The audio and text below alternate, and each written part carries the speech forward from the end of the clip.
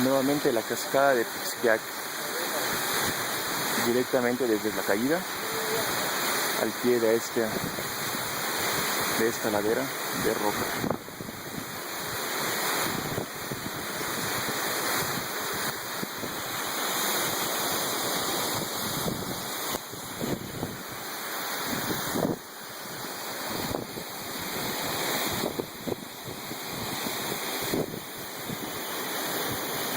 Estos bellos paisajes que nos regalan las estribaciones de Copre de Perote, aquí en la región de nuestra bella Jalapa.